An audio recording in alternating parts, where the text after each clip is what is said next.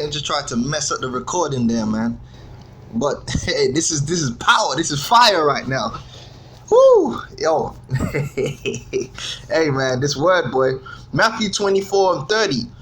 And then shall appear the sign of the Son of Man in heaven, and then shall all the tribes of the earth mourn. Okay, and they shall see the Son of Man coming in the clouds of heaven with power and great glory. That's going to be the day, the culmination of the gospel, the culmination of these prophecies about the restoration of Israel and the salvation in the day that the Lord returns. And he shall send his angels with a great sound of a trumpet, and they shall gather together his elect. That's that remnant of Israel that we're reading about.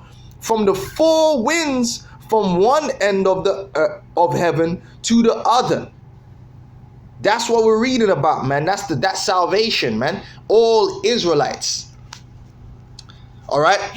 And so you go into the book of Revelations 7, and you read about that great multitude that came out of all kindreds and tongues. That's talking about Israelites, man.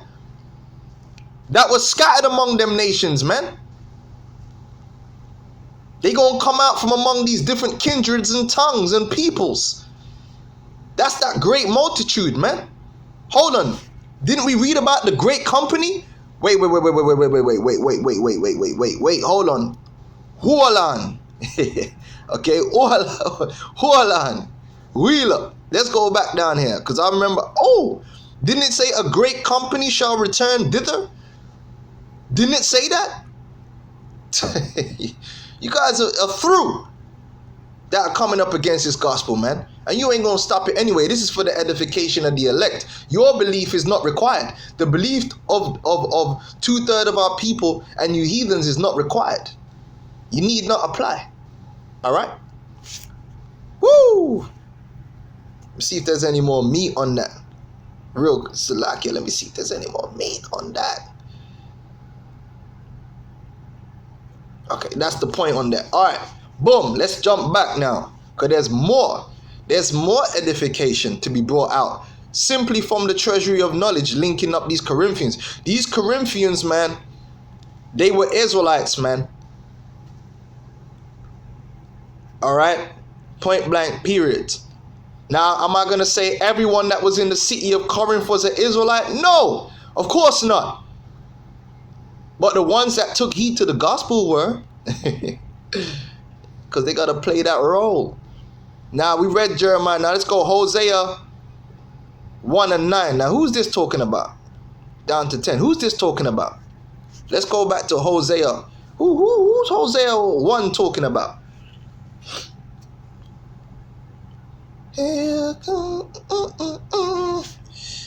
Yo. All right. Hold on. Hosea. Oh, yeah. All right. Now, let me show you something, man. Even if you go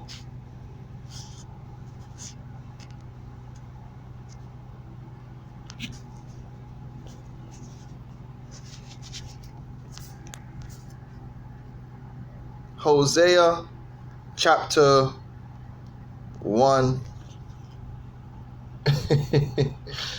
Woo. Summary. Let me just show you something real quick, man. I ain't even looked this up before. It's going to give you a summary.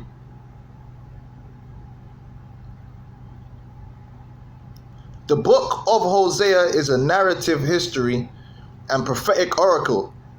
All right, let me get straight down. Let's get straight down to the point. Its purpose was to illustrate the spiritual adultery of Israel and God's boundless love for his sinful people. Hosea brings God's message to the wicked northern kingdom. And, let's get chapters 1 to 3. God gives Hosea instructions to marry an unfaithful woman, and he obeys. His unfaithful woman Gomer leaves him and finds another man. Hosea is faithful. He finds her, redeems her, and brings her back home to him. So the unfaithful woman represented Israel. And Hosea 1 to 3, the subject matter is Israel. and how Israel would eventually be brought back to the Heavenly Father. All right. Now, now we've read that. We've confirmed that. All right. Let's jump back into Hosea 1. And it said, read from 9, right? Hosea 1 and 9. Then said God, call his name Lo-Ami, for ye are not my people, and I will not be your God. So the Lord said, look, man, Israel, you ain't my people, and you're not going to be my God. Meaning the Lord's going to turn his back on Israel and deliver them up to the captivity. But guess what? Yet the number of the sons of Israel shall be as the sands of the sea, which cannot be measured nor numbered. And it shall come to pass that in the place where it was said unto them, ye are not my people, there it shall be said unto them, ye are the sons of the living God. How is that going to be? Through the Messiah. Through the Messiah, Israel was going to become the people of God again. The Lord was going to accept them again. Then shall the children of Judah and the children of Israel, all 12 tribes, be gathered together and appoint themselves one head, and they shall come up out of the land, for great shall be the day of Jezreel. All right. You see that? All right. You see that? It's talking about Israelites. So 2 Corinthians 6.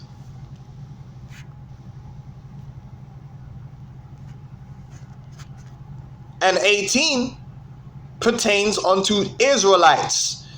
Israelites who had fallen away from the grace of the Lord, who had received the mercy of the Lord again through the Messiah, as prophesied in Hosea. It told you Israel would fall away from the Lord, but the Lord would gather them back to him again through the Messiah.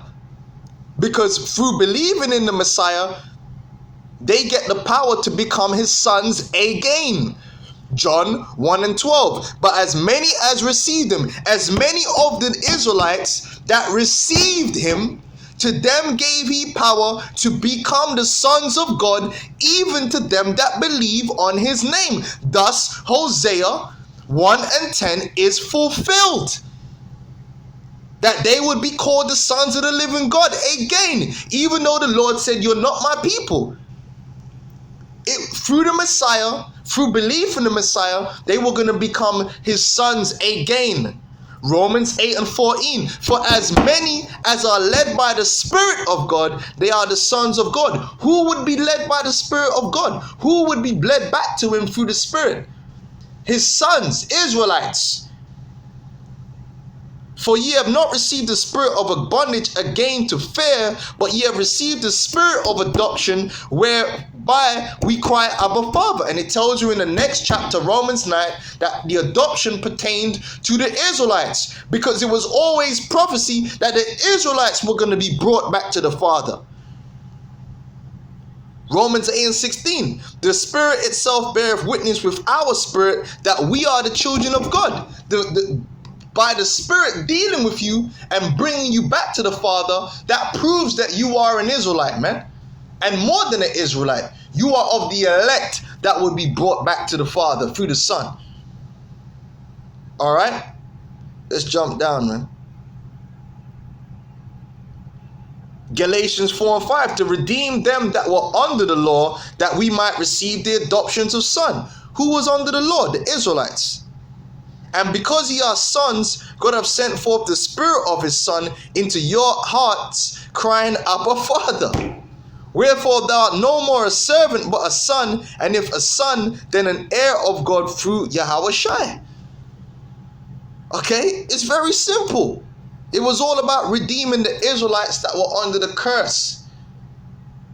Because all Israel was under the curses of the law. Both the Israelites that were in Judea, who had the customs, and the Israelites that were scattered among the Gentiles. They were all under the curse. The Lord came to redeem Israel from the curse of the law. It tells you that in Galatians. So all the Israelites that received the Messiah were being saved from the curse of the law. Why? How are you going to get Gentiles being saved from the curse of the law when the actual Gentiles who were of the seed of the heathen were never under the curse of the law?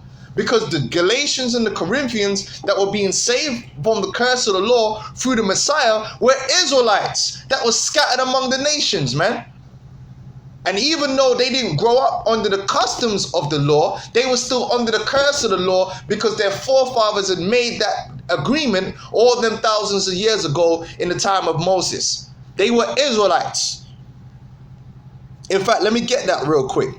What's that? Galatians 3. People don't understand, man.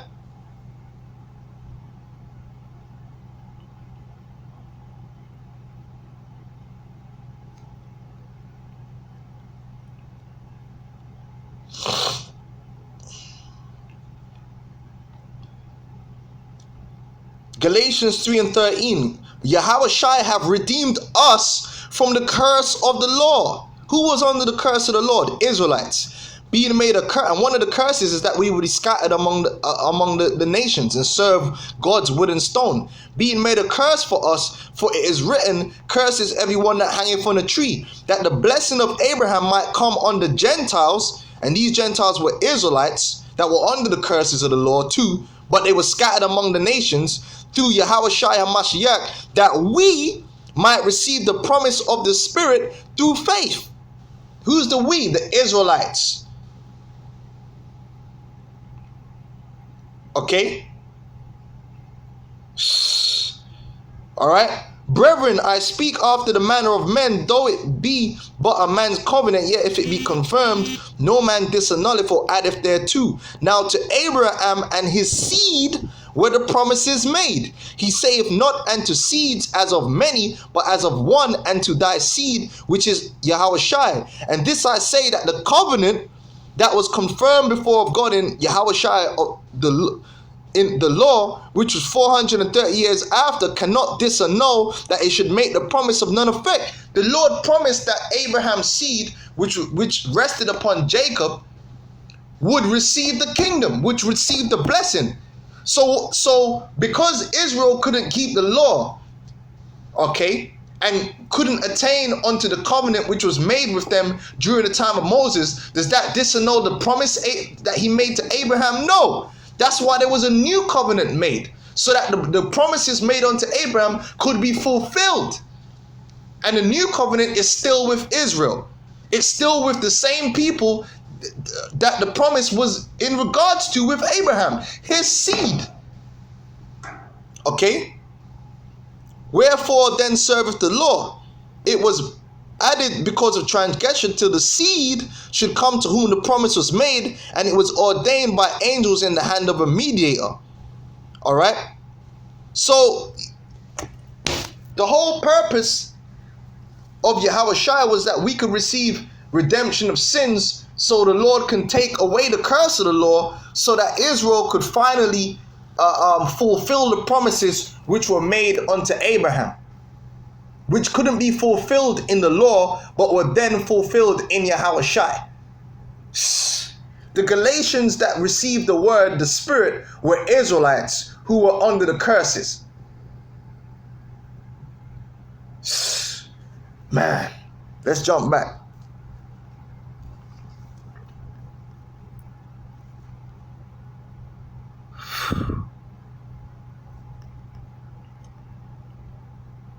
Ephesians 1:5, having predestinated us unto the adoption of children by Hamashiach HaMashiach to himself, according to the good pleasure of his will. Israelites. So the Ephesians were Israelites, okay? The Ephesians that received the gospel were Israelites.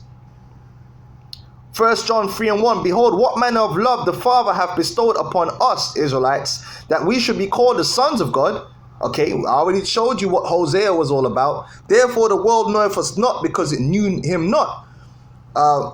Verse 2, beloved, now are we the sons of God, Hosea 1:9, down to 10:11, and it doth not appear what we shall be, but we know that when he shall appear, we shall be like him, for we shall see him as he is. All right, Revelations 21:7. He that overcometh shall inherit all things, and I will be his God, and he shall be my son. This is prophecy regarding Israel. Revelations 21:22. And I saw no temple therein, for the Lord God Almighty and the Lamb are the temple of it. It's talking about Jerusalem.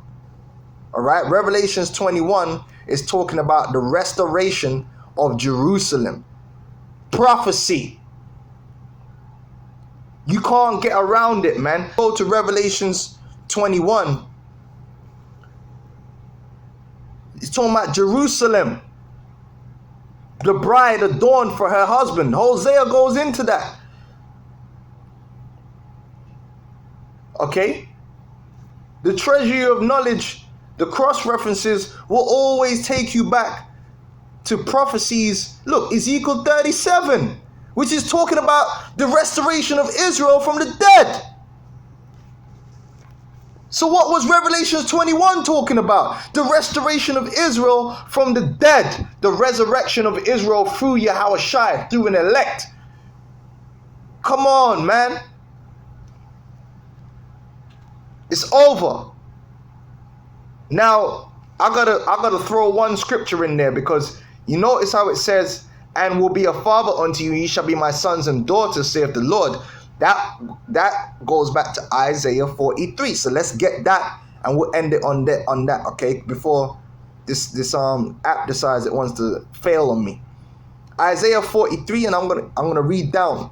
But now thus saith the Lord that created thee, O Jacob, that's a seed, and he that formed thee, O Israel, fear not, for I have redeemed thee. I have called thee by thy name, thou art mine. When thou passest through the waters, I will be with thee, and through the rivers, they shall not overflow thee. Meaning we're not going to be overcome, and the elect is going to be saved. When thou walkest through the fire, thou shalt not be burned, neither shall the flame kindle upon thee. For I am the Lord thy God. That's what it tells you in the book of Zechariah 13:8 on down, that the Lord is going to bring the third part, a remnant of Israel, through the fire. That's the elect. Since thou wast precious in my sight, thou hast been honorable, and I have loved thee. John 3:16. Therefore will I give men for thee, and people for thy life. Fear not, for I am with thee. I will bring thy seed. So this is all about a seed, man. It matters. Yes, it matters. In order for you to take part in the gospel, in order for you to be saved by the Messiah, you have got to be of that seed. The Corinthians that were destined for salvation were of that seed. I will bring thee thy seed from the east, and gather thee from the west. I will say to the north, give up, and to the south, keep not back. Bring my sons from far, and my daughters from the ends of the earth. That's Israelite men and Israelite women. The churches of Asia Minor consisted of Israelite men and Israelite women who were destined to receive the gospel and be sealed for salvation in these last days. Even everyone that is called by my name. For I have created him for my glory. I have formed him, yea, I have made him. Bring forth the blind people that have eyes, and the deaf that have ears. Those who have eyes to see and ears to hear. The ones who would hear the gospel. Now 2/3 of Israel, they wouldn't have eyes to see and ears to hear. Only an elect of Israel would be given that. As it is written, the rest would be blinded. Romans 11:7. What then?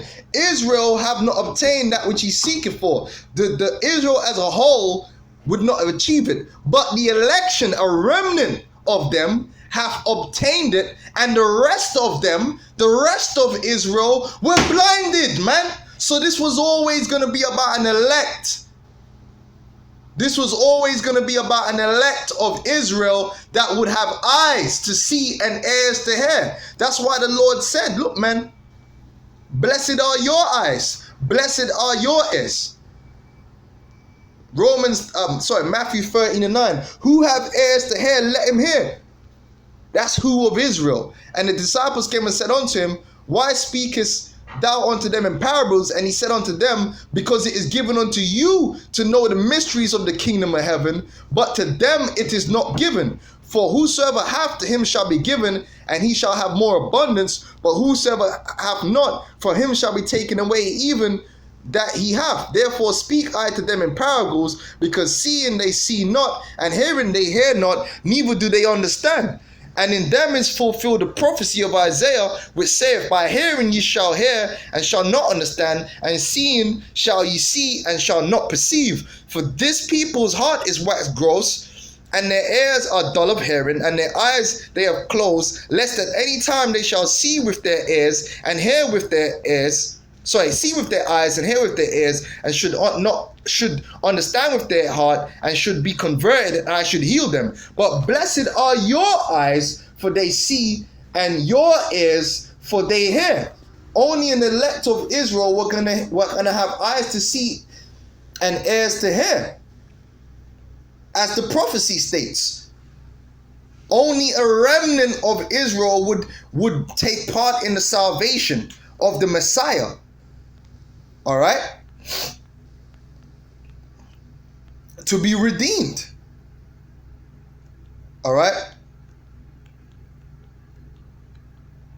It says, bring forth the blind people that have eyes, and the deaf that have ears. Let all the nations be gathered together. Let the people be assembled. Who among them can declare this and show us former things? Let them bring forth their witnesses, that they may be justified. Or let them hear and say in truth, Ye are my witnesses, saith the Lord, and my servant whom I have chosen. Right? That's the 144,000 and the elect. They're witnesses, that ye may know and believe me, and understand that I am he. Before me there was no God formed, neither shall there be after me.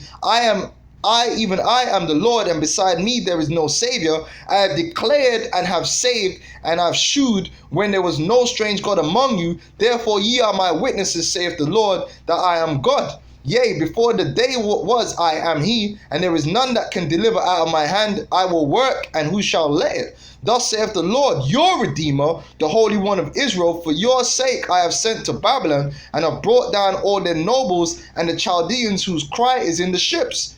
And that goes into mystery Babylon, which is going to be taken down.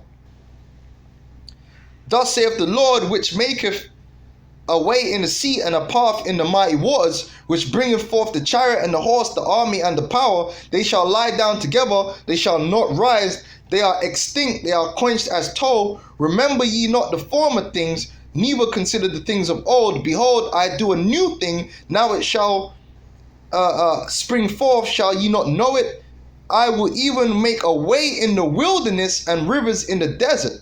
And that's what the Lord's done. The Lord, in the midst of a dead and dry people in a wilderness devoid of truth, the Lord hath sprung forth waters for his people, for his elect, and brought them beside still waters, and fed them in pastures in the presence of our enemies, man. The Lord is feeding us with this truth in the presence of our enemies, man. And we are being filled.